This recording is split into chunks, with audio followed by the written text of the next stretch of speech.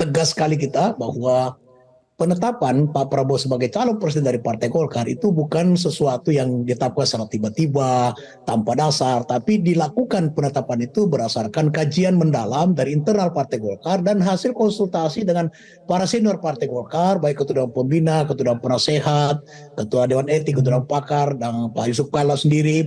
Kemudian diputuskanlah kita mencalonkan Pak Prabowo.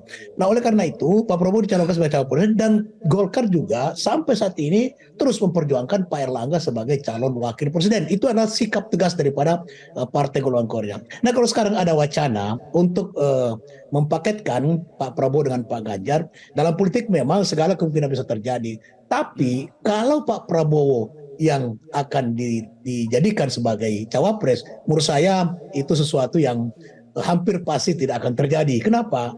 Karena tidak ada alasan subjektif maupun objektif untuk menjadikan Pak Prabowo sebagai calon wakil presiden.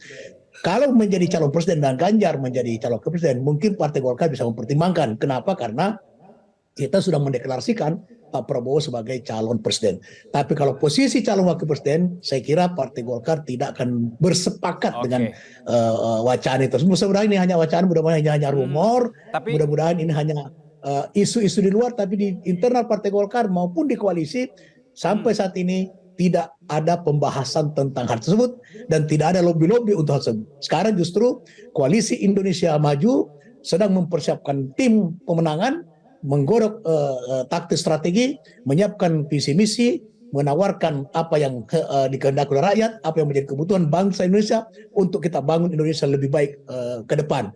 Itu konsentrasi sekarang di koalisi Indonesia Maju. Tidak ada hal-hal yang berkaitan dengan wacana untuk menggabungkan antara Pak Prabowo dengan Mas Ganjar.